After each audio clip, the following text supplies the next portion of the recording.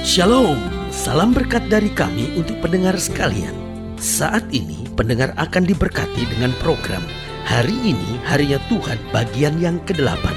Sebuah program rohani tentang doktrin Alkitab yang menolong kita untuk semakin tertanam dalam kebenaran firman dan bertumbuh dalam kemuliaan. Bersama hambanya, Pendeta Gilbert Lumwendo, STH. Banyak orang merasa doktrin Alkitab sebagai sesuatu yang membingungkan. Tetapi tahukah saudara bahwa doktrin Alkitab intinya adalah memahami Alkitab dengan benar, dengan pemahaman yang sistematis, sehingga kita terus dapat tertanam di dalam kebenaran firman, sehingga kita terus bertumbuh di dalam kemuliaan Allah. Buka hati saudara sekalian untuk menerima berkat-berkat firman-Nya hari ini. Sadarkah saudara bahwa harta terbesar yang dapat kita miliki dalam hidup ini adalah firman Tuhan? Lalu mungkin saudara berkata, aduh itu mah terlalu gimana ya pendeta ya, rasanya terlalu ya dirohani-rohaniin gitu. Kayaknya kan harta terbesar kalau kita udah punya rumah lah minimal, kalau kita udah punya mobil lah, kalau kita udah punya jaminan kesehatan lah minimal ya ada gaji bulanan lah ya kan. Tapi saudara gue yang kasih dalam Tuhan, sekali lagi saya mau bilang segala fasilitas hidup dapat diambil dari hidup kita, tetapi harta terbesar yang dapat kita miliki dalam hidup kita adalah firman Tuhan. Selama kita punya firman dalam hidup kita, kita tidak akan pernah susah, kita tidak akan pernah menderita, karena firman itu yang mencukupi segalanya dalam hidup kita. Haleluya. Kalau saudara tanya, lu kenapa firman Tuhan adalah harta terbesar dalam hidup kita? Yang pertama saya pelajari, karena firman Tuhan mengarahkan kita untuk meraih hari depan yang cemerlang. Saudaraku yang kekasih dalam Tuhan, orang-orang yang berpegang pada firman Tuhan, orang-orang yang mengerti firman Tuhan, orang-orang yang berjalan seturut dengan firman Tuhan, tidak mungkin gagal dalam hidupnya. Tuhan akan memberikan semangat, kekuatan, dorongan baru baginya untuk meraih hari depan yang cemerlang, saudara-saudara. Sehingga tidak ada alasan buat orang-orang yang berpegang pada firman Tuhan harus hidup susah, karena orang-orang yang berpegang pada firman Tuhan selalu akan meraih hari depan yang cemerlang. Haleluya. Yang kedua saya pelajari, mengapa firman Tuhan adalah harta yang terbesar? Karena firman Tuhan memberi kebijaksanaan buat kita untuk menyelesaikan persoalan. Saudaraku, kita harus jujur bahwa hidup ini adalah rangkaian persoalan. Suka atau tidak suka, kita akan menghadapi begitu banyak persoalan dalam hidup kita. Tetapi sebagai hamba Allah, saya mau ingatkan buat setiap saudara, firman Tuhan memberikan kebijaksanaan. Kenapa? Karena firman Tuhan menjauhkan kita dari segala hawa nafsu dunia, dari segala keinginan-keinginan dosa, dari segala tawaran-tawaran daging. Jadi kita dituntun pada kehendak Allah yang sempurna, sehingga kita tahu apa yang Tuhan kehendaki, dan kita menjadi orang yang bijaksana, sehingga persoalan tidak kita selesaikan dengan amarah, kebencian, dendam, kepahitan, hal daging dan duniawi, tapi masalah kita selesaikan dengan hikmat kebijaksanaan yang Roh Kudus turunkan buat kita. Haleluya. Jadi ingat, firman Tuhan mengarahkan kita untuk meraih hari depan yang cemerlang. Yang kedua saya pelajari, firman Tuhan memberikan kebijaksanaan buat kita untuk menyelesaikan setiap persoalan. Yang ketiga, firman Tuhan memberi damai buat kita di tengah ancaman-ancaman kehidupan. Tahukah saudara, ancaman-ancaman dunia makin banyak, baik dari ancaman-ancaman orang di sekitar kita, maupun ancaman-ancaman kuasa kegelapan, maupun ancaman-ancaman kejahatan yang ada di sekitar kita. Saudaraku yang kasih dalam Tuhan, saudara naik mobil hari-hari ini gak aman, saudara naik motor hari-hari ini gak aman, saudara naik kendaraan umum gak aman, saudara tinggal di rumah pun gak aman. Terus saudara, kita lihat sekarang, ya kan, penyakit mulai melanda di mana-mana, segala macam penyakit menular yang bahkan dokter aja belum ketemu obatnya, saudara-saudara. Itu yang sangat menakutkan. Kejahatan semakin menakutkan, saudara. Jadi hari ini saya mau bilang, ancaman-ancaman terlalu berat, tapi firman Tuhan memberi damai. Kenapa? Karena firman Tuhan mengajar kepada kita, tidak ada sesuatu yang terjadi dalam diri kita sebagai orang percaya secara kebetulan. Semua sudah diprogram Tuhan, dan kalau Tuhan sudah memprogramkannya pasti untuk kebaikan buat kita. Haleluya. Dan yang keempat saya pelajari, kenapa firman Tuhanlah harta yang terbesar yang dapat kita miliki. Karena firman Tuhan memberikan kemampuan lebih buat kita dalam menjalani hari-hari kehidupan kita. Artinya orang yang berpegang pada firman Tuhan, dia akan punya kemampuan lebih dalam hidupnya. Dia lebih kuat, dia lebih berani, dia lebih kaya akan ide-ide, pandai dan dia lebih berhikmat dalam menyelesaikan segala sesuatu. Itu sebabnya Daud sendiri berkata bahwa firman-Mu adalah pelita bagi kakiku dan terang bagi jalan-jalanku. Oh, pemazmur berkata, aku menyimpan segala janji-janji-Mu dalam hatiku supaya aku tidak berdosa kepadamu. Pemazmur berkata, dengan apakah seorang muda dapat mempertahankan kelakuan yang bersih, yaitu dengan menjaganya sesuai dengan firman Tuhan. Haleluya. Selamat datang dalam program kita hari ini, harinya Tuhan, sebuah program rohani yang kembali mengingatkan kepada kita betapa pentingnya kita menjadikan firman Tuhan sebagai dasar keseharian hidup kita. Karena selama kita jadikan firman Tuhan sebagai dasar keseharian hidup kita, langkah-langkah ke depan kita penuh dengan kepastian, kemenangan, berkat, mujizat, dan perkara-perkara besar. Haleluya. Dan dalam program ini kita sedang membahas tentang seperti yang difirmankan Tuhan. Waduh, hidup ini asal kita ngerti apa yang difirmankan Tuhan. Hidup ini asal kita taat dengan apa yang difirmankan Tuhan. Hidup ini kalau kita melakukan semuanya tepat seperti yang difirmankan Tuhan, pasti beres, pasti indah, bahkan berani saya katakan pasti luar biasa. Haleluya. Nah, saudara yang kasih dalam Tuhan, dalam pembahasan kita tentang seperti yang difirmankan Tuhan, kita mau sama-sama belajar dari Kejadian pasal 17, Kejadian pasal 17 ayat yang ke-23, Kejadian pasal 17 ayat yang ke-23, akan terus kita bahas sampai ayatnya yang ke-27. Kejadian 17 ayat 23 sampai 27, demikian firman Tuhan.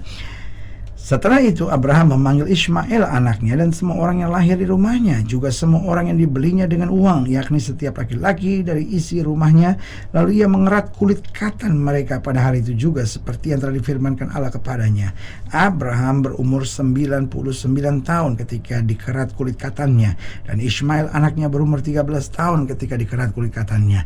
Pada hari itu juga Abraham dan Ismail anaknya disunat, dan semua orang dari isi rumah Abraham, baik yang lahir di rumahnya maupun dibeli dengan uang dari orang asing, disunat bersama-sama dengan dia. Saudaraku yang kasih dalam Tuhan, ayat yang ke-23 menarik perhatian saya di bagian terakhir. Dikatakan apa?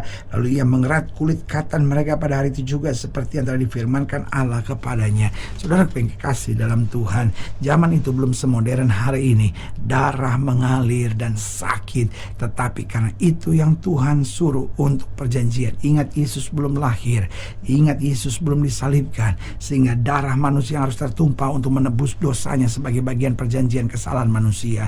Tetapi ketika Yesus sudah tergantung di atas kayu salib, dia sudah tumpahkan darah, dia sudah berkata sudah selesai. Segala perjanjian darah, baik darah binatang maupun darah dari sunat yang harus kita tumpahkan, sudah diselesaikan Yesus di atas kayu salib, sehingga kita tidak perlu berdarah, binatang tidak perlu berdarah, karena Yesus tumpahkan darah buat kita. Haleluya. Saudaraku yang kekasih dalam Tuhan, dari ayat-ayat bacaan ini jelas kita bisa belajar bagaimana menjadikan firman Tuhan sebagai harta yang terbesar dalam hidup kita, sehingga kita dapat mengalami janji-janji Tuhan, mengalami kuasa firman itu. Yang pertama, tiap hari firman harus kita baca dan praktekkan. Lo baca firman bukan soal berkata dengan bangga kepada saya, pendeta, saya baca Alkitab setiap hari 52 pasal. Oh, saudara yang kasih dalam Tuhan, bukan itu. Jangan bilang, oh saya baca 12 pasal setiap hari. Bukan soal itu, bukan soal berapa banyak yang kita baca, tapi soal kita mengertinya, kita pegangnya, dan kita praktekkan. Ada banyak orang bangga sekali bilang, pendeta, saya sudah selesai baca Alkitab Kejadian sampai Wahyu 25 kali. Amin, bagus, luar biasa. Memang saya encourage setiap pendengar, bahkan setiap orang Kristen, minimal seumur hidup satu kali dia sudah selesai baca Kejadian sampai Wahyu. Karena selalu saya bilang, ini buku satu-satunya yang menyelamatkan hidup kita. Minimal kita sudah baca, selesaikan dari Kejadian sampai Wahyu, saudara-saudara. Tetapi yang saya mau ingatkan tiap hari, bukan soal berapa banyak yang kita sudah baca, tetapi tiap hari bagaimana firman itu kita pegang. Mungkin hanya satu perikop, mungkin hanya 2-3 ayat yang kita baca, tapi kita renungkan lagi, kita simpan di hati, kita praktekkan dalam kehidupan keseharian kita. Itu akan menjadi harta yang besar dan berharga buat kita. Yang kedua, bagaimana menjadikan firman Tuhan sebagai harta yang terbesar dan berharga. Tiap hari harus kita ucapkan dengan iman, karena kita berkata apa saja yang kita ucapkan dengan iman. Kalau kita tidak bimbang tapi percaya, itu akan terjadi. Jadi firman yang jadi rema dalam hidup kita, firman yang pop off buat kita, firman yang nyata buat kita, itu kita ucapkan setiap hari. Kita ucapkan, saya percaya bahwa saya naik dan tidak turun. Saya percaya bahwa Tuhan akan menjadi perisai buat saya. Oh, saya percaya satu orang bertobat, selalu di rumah tangga diselamatkan. Jadi ucapkan perkataan firman, karena ini akan membangkitkan iman kita untuk melihat janji Tuhan dinyatakan. Lalu yang ketiga, bagaimana kita menjadikan firman Tuhan sebagai harta yang terbesar dan berharga dalam hidup kita. Yang pertama, tiap hari harus dibaca dan dipraktikkan. Yang kedua, tiap hari harus diucapkan dengan iman. Yang ketiga, tiap hari harus menjadi cermin dalam keseharian kita. Jadi apapun tindak tanduk kita, apapun keputusan langkah kita, kita kaji dulu dengan firman. Ini menurut firman bagaimana? Lalu kita lihat lagi, jadikan firman sebagai cermin dalam hidup kita. Kalau kita tahu nggak beres, nggak benar, nggak sesuai firman, buang. Mau untung sebesar apapun, mau enak seenak apapun, tapi kalau bertentangan dengan firman, ujung-ujungnya maut. Tapi sekeras seberat apapun, kalau itu bertalian dengan apa yang firman Tuhan katakan, pasti ujungnya penuh dengan kemuliaan. Haleluya. Dan yang keempat, yang terakhir, bagaimana menjadikan firman sebagai harta yang terbesar. Yang pertama, tiap hari harus dibaca dan dipraktekkan. Yang kedua, tiap hari harus diucapkan dengan iman. Yang ketiga, tiap hari harus menjadi cermin dalam keseharian langkah kita. Dan yang keempat, tiap hari harus memenuhi pikiran, hati, dan langkah-langkah kita. Artinya, setiap hari firman ini harus memenuhi hati kita, pikiran kita, dan langkah-langkah kita. Jangan sampai hati kita dipenuhi kebencian, pikiran kita dipenuhi hal-hal negatif, langkah-langkah kita dipenuhi dengan kecemasan dan kekhawatiran. Tapi kalau kita diisi dengan firman, Alkitab berkata apa? Jika kamu tinggal dalam aku dan firmanku tinggal dalam kamu, minta apa saja, maka aku akan memberikan kepadamu. Haleluya. Saudaraku yang kekasih dalam Tuhan, jika saudara ingin dilayani lebih jauh, hubungi kami melalui telepon, hubungi kami melalui surat, kunjungi website kami, karena kami ada untuk membawa Bapak Ibu saudara senantiasa lebih dekat pada Tuhan dan mengalami kasih kuasa mujizat yang luar biasa. Haleluya. Secara khusus melalui program ini juga saya mau berdoa buat siapa yang sakit, siapa yang berbeban berat, karena saya percaya bahwa bagi Allah tidak ada perkara yang mustahil. Nah, saudara-saudara yang ingin didoakan secara khusus, boleh taruh tangan kanan saudara di dada dan kita akan berdoa. Mari kita berdoa. Bapa, dalam nama Yesus, hamba doa buat yang sakit, hamba doa buat yang berbeban berat, hamba doa untuk setiap mereka yang sedang menghadapi masa-masa yang sukar, karena hamba percaya bahwa bagi Allah tidak ada perkara yang mustahil. Bapa, hamba berdoa di dalam nama Yesus, Tuhan jamah yang sakit, Tuhan sembuhkan, yang lemah Tuhan kuatkan, yang susah Tuhan hiburkan, yang jatuh Tuhan angkat, sehingga hari-hari yang penuh kemenangan boleh berlaku. Secara khusus hamba doa buat mereka yang taruh tangan kanannya di dada, yang selama ini mungkin tidak menjadikan firman Tuhan sebagai harta berharga dalam hidup kami. Hamba doa di dalam nama Yesus, Tuhan jamah, sehingga mulai hari ini kami melekat dengan firman, yang kami hidup dalam kemuliaan. Di dalam nama Yesus kami berdoa. Haleluya. Amin. Saudara gue yang kasih dalam Tuhan, kita sudah berdoa. Ingat, Allah tidak pernah lalai menepati janjinya. Inilah saatnya buat kita untuk bangkit bersemangat, bersukacita dalam menghadapi segala perkara. Karena kita tahu Yesus hidup, Yesus berkuasa, dan selalu menyediakan yang terbaik buat anak-anaknya. Doa saya menyertai saudara. Sampai berjumpa pada program berikut, dan jangan lupa, jadikan hari ini harinya Tuhan. Haleluya.